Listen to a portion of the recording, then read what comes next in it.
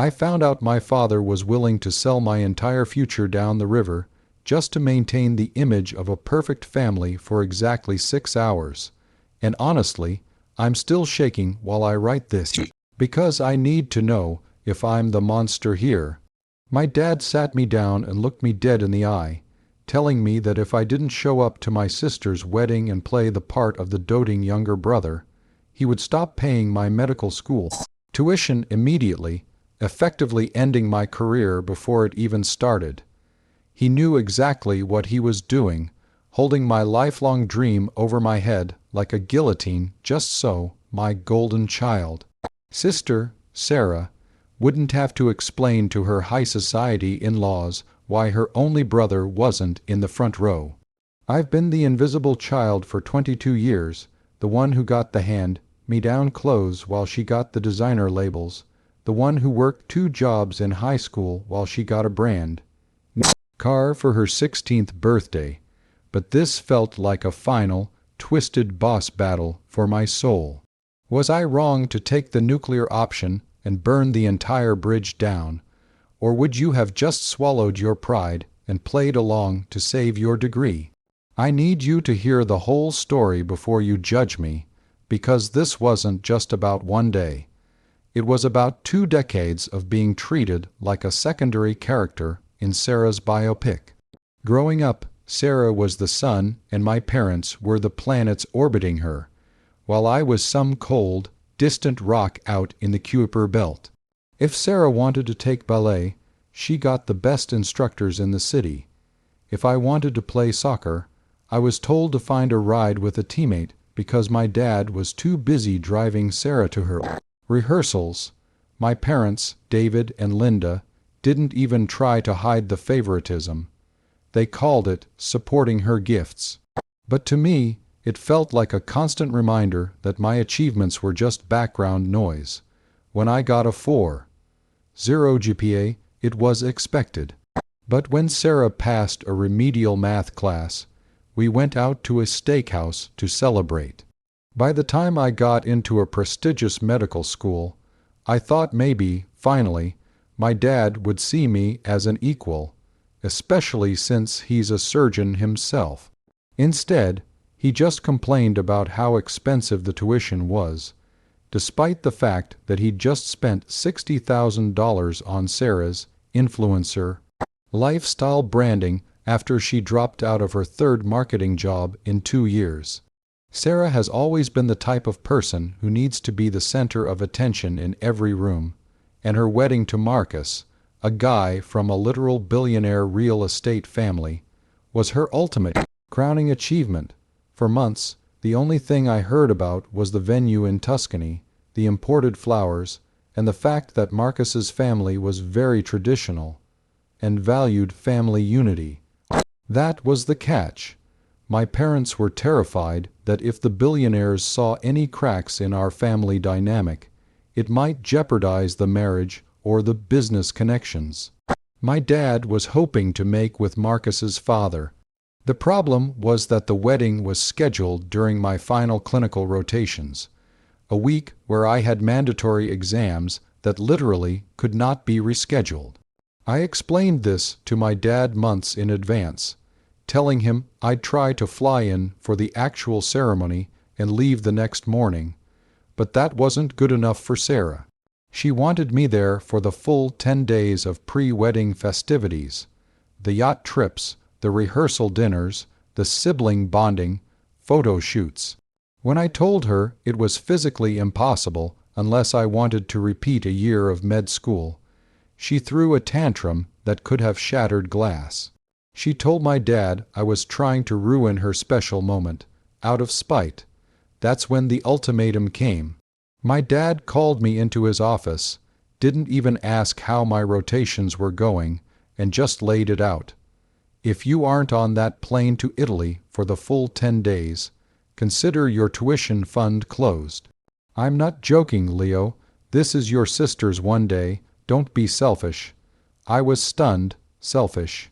I was trying to become a doctor so I could help people, and he was threatening to tank my life over a photo op.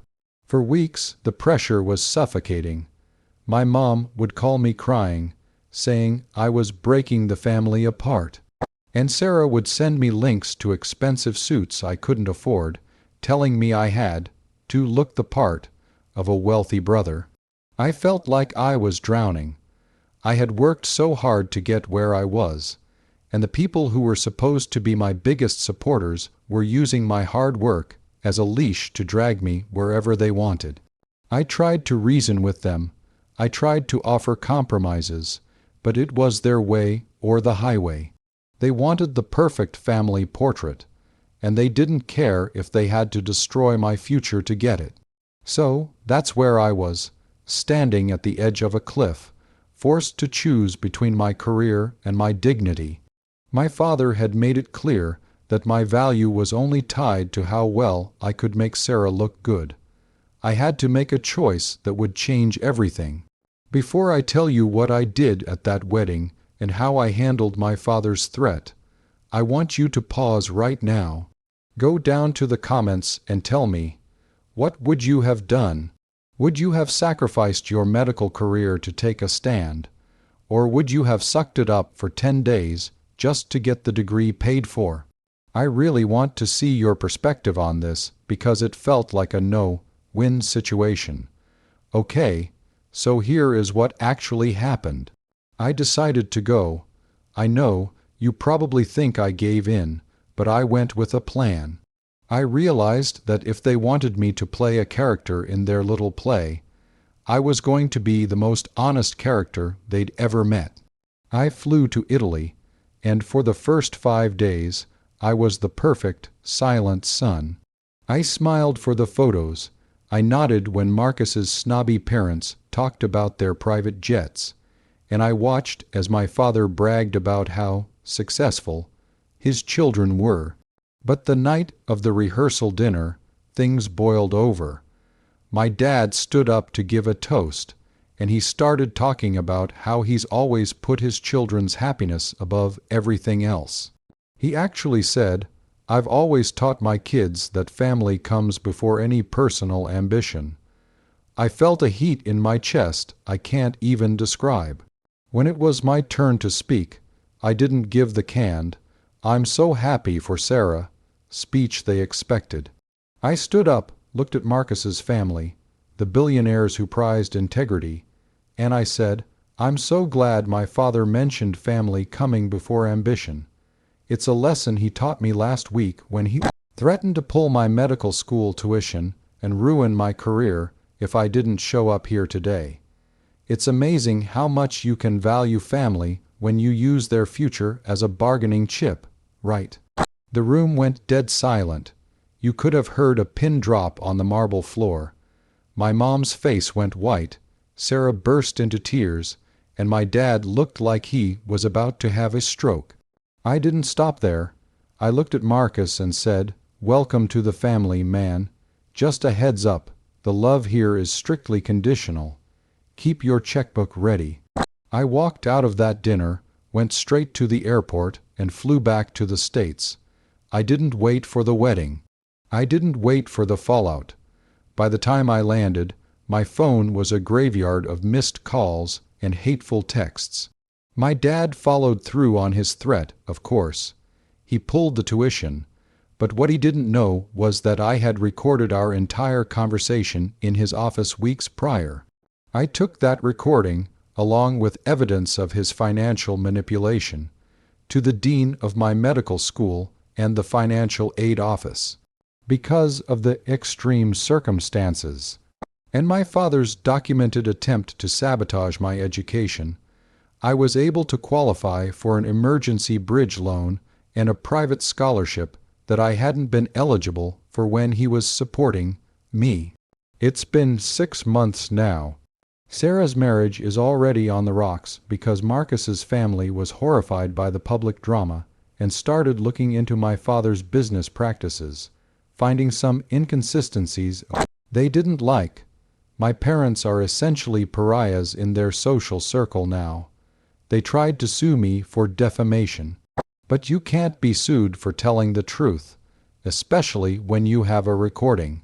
I'm working 3 jobs while finishing my rotations, and I'm exhausted.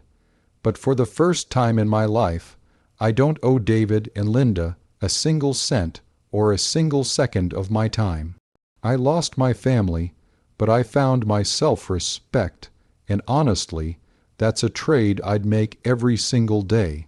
Looking back, I realize that some people don't want a family, they want an audience. And if you aren't willing to clap on cue, they'll try to kick you out of the theater. My advice to anyone in a similar spot is to remember that your future belongs to you, not to the people who think they bought it. If you have to burn a bridge to keep yourself from being dragged across it against your will, then light the match and don't look back. Like this video if you think I did the right thing by exposing them, and subscribe if you want to hear more stories about people finally standing up to toxic families. I want to hear your final thoughts on this whole mess in the comments. Was I too harsh? Or did they get exactly what they deserved? I'll see you all in the next story.